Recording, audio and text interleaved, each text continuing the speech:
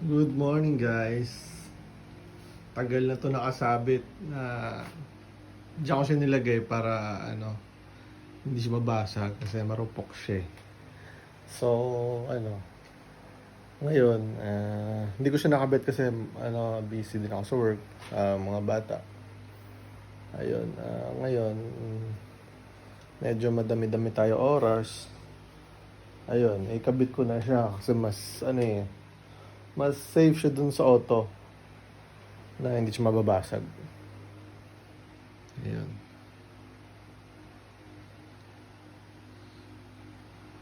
Salamat pala sa nagregalo sa akin. Guys, lalakad na ako papunta sa first love ko. Ayan. Pipinturahan siya dapat nitong summer, kaso yun nga nagka-crisis. Ayun, riskad na muna. Mas may priority tayo sa ibang bagay, paggastusan. OEM na alarm, sira na lang yung tawag na to, sira na yung sirin. Dati naka aftermarket na to, pero dumating sa point na mas maganda ko imuwi yan.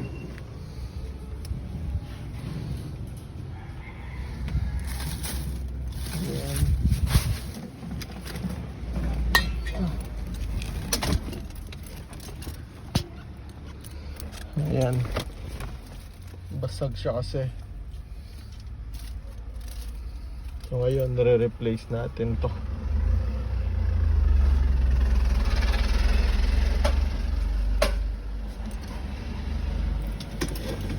Daming gamit guys kasi medyo marami tayong project car. Tapos para hindi halo-halo. Yung mga gamit ng pang Exalta dito lang. Yan guys, sira siya.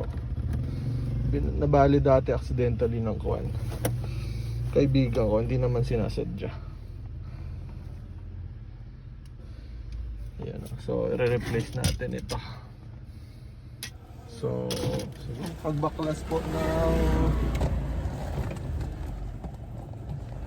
mga wood trims na Exalta, medyo maselan. Dapat daan-daan lang kasi siya marupok.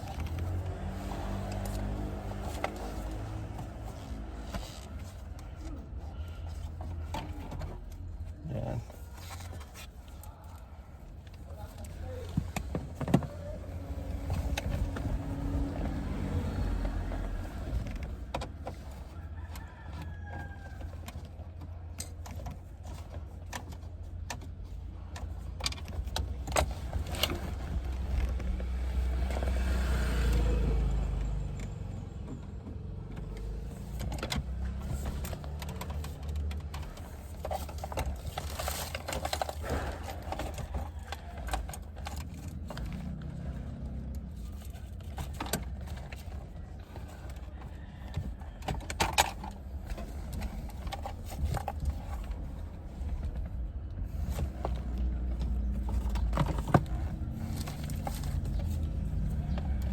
Baklas po ng Exalta, medyo maselan.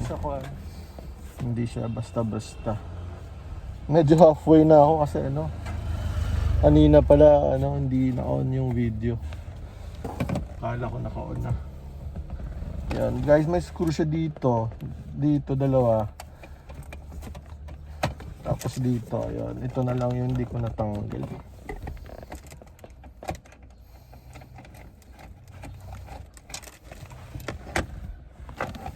Paghila niyan, ewan ko may mas mas maganda pang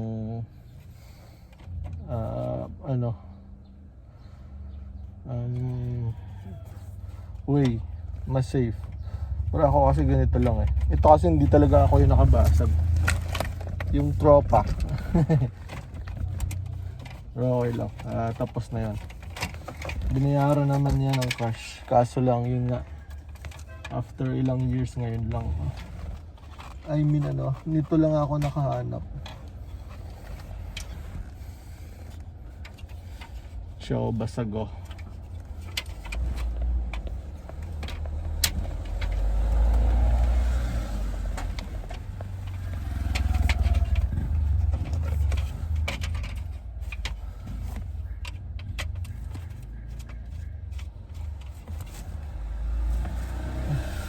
Rupok-rupok na talaga siya. Halos wala nang kumakapit.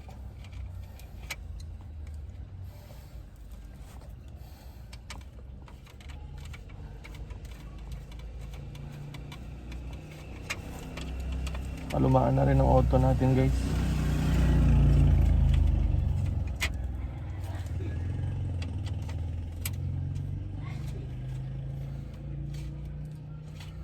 Grabe, parang pulbos, oh.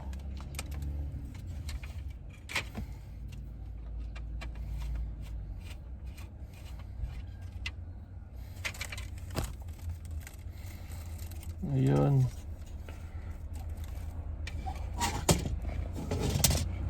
Ganyan palit tayo nito.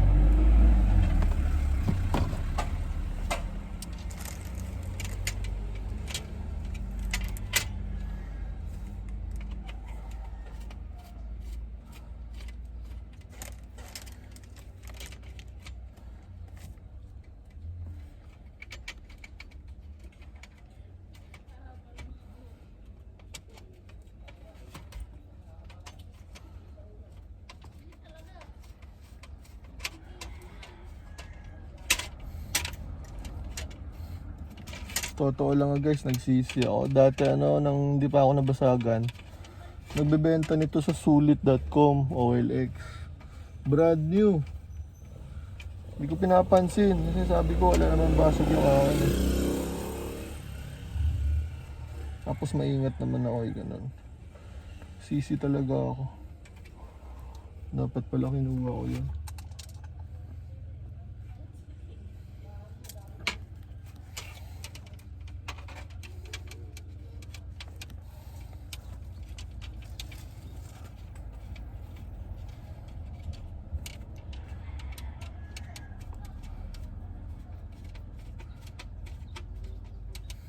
Yan, saktong higpit lang kasi marupok nga marupok.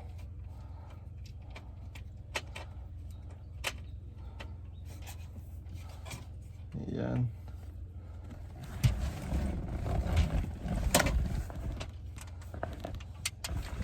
Merong part na hindi ko na talaga siya may screwan. Bali siya. Yung ito yung isa pero okay lang. Mag-isa lang naman siya eh. Pero siguro baka iyan ako na lang.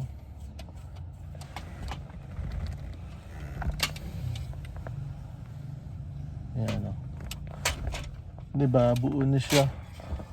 Buo na. Sana oil. Ito siya ang iwan o. Baka imaitiban ko na lang next time.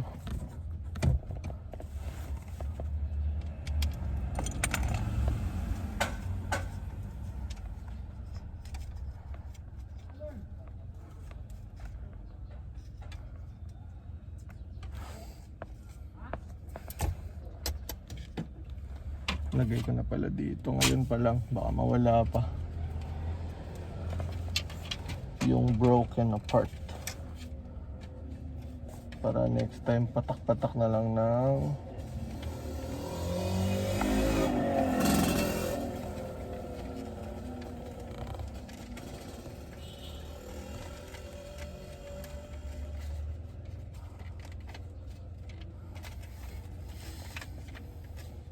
nakakamiss guys, mag DIY dito.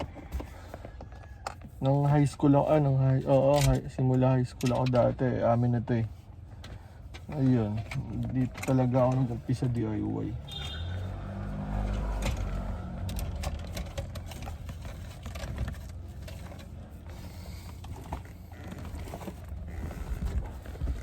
Ayan guys, buo na yung ko.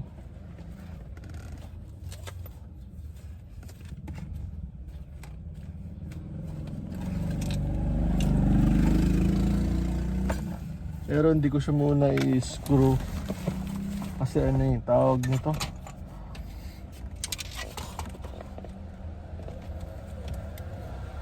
Para pag magbaklas kabit, hindi siya kasi pipinturahan pa to baka baklasin pa Purpose ko lang para hindi na sa bahay kasi baka malaglag sa bahay. Gusto laruan ng bata, di ba? Ayun.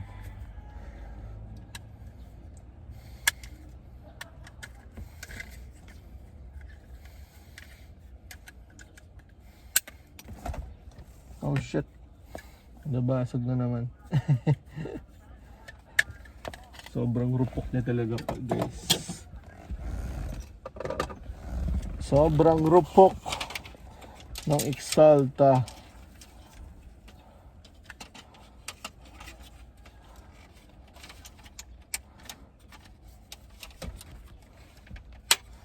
Ayan oh, pogi na oh. Baka may magtanong dyan, ba't ganito yung ano ko, yung sa aircon. Ano kasi guys, yung yung kotse ko talaga, hindi siya talaga STA na legit. Bale ano, 10 years ago, I mean yung father ko ayaw niya ng STA kasi daw ano, may sunroof. Medyo takot na siya sa ano sa previous car niya na may ano may sunroof, kaya ayaw niya. Ako sobrang kulit. Gusto ko talaga may sunroof, kaya yun, pinalagyan ko. Tapos yun nga,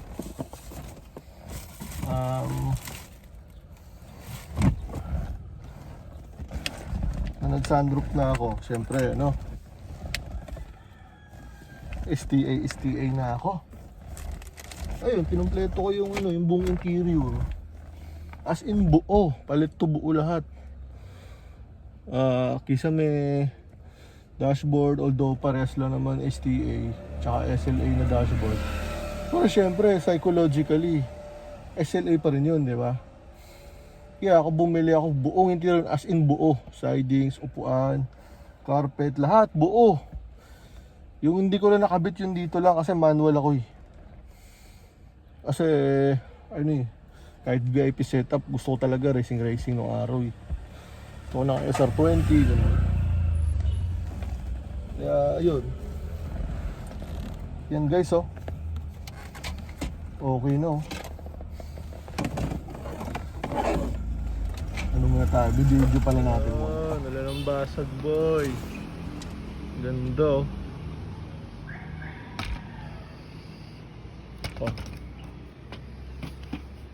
Yung sinasabi na ano, pag gusto may paraan. Ayun, tapos it takes time and patience na talaga. Ang ganda ulang basag. Ay salamat. Parang feeling brand new na naman ako nito ulit. So guys, nandito na lang muna. Hindi ko siya muna permanente. Iwan ako na muna na ganito. Kasi ano naglagay ako last time ng voltmeter, pero ibabalik ko ng cigarette lighter para mag-VM. Tapos kailangan ko pala kasi nga sa reserba yan, etc. Yun ito ano lang muna para hindi rin sayang baklas kabit kasi baka basag na naman eh. Kahit anong ingat mo kasi talaga marupok na siya. So dahil baklas pa ako, hindi ko na muna i-screw. Ayan guys, nakakatuwa tingnan. Nabuo na ulit siya. Ayan, siguro pag after COVID, ayun, pinturaan, detail, ayun. Gamitin ko na siya ulit araw-araw. Nakakamiss nga. Grabe. Sarap isipin ako 19 years na sa akin. Sabay sa pagkabinata ko. Ayun. Guys, hanggang na muna. Paano na lang po, subscribe para dumi naman yung subscriber ko. Ano na ako nag-YouTube 15 years na halos, 16 years. Pero konti pa rin subscriber. Ayan. Kasi hindi ko talaga pinarir dati. Talagang mahilig lang ako sa video. Hindi ako nag-YouTube para sa pera. So ayun, ipokrito ako pag sabihin ko na hindi ko habol pera. Siyempre, sinabi ko sa previous video ko, purpose din ng video ko para pag matanda na tayo, maalala ko, di ba? Maalala ko mga DIY ko, ayun, lalo na pag hindi ko na kaya gawin, di ba? Ayun, sige guys, pa-subscribe na lang and like Thank you sa panood. Thank you.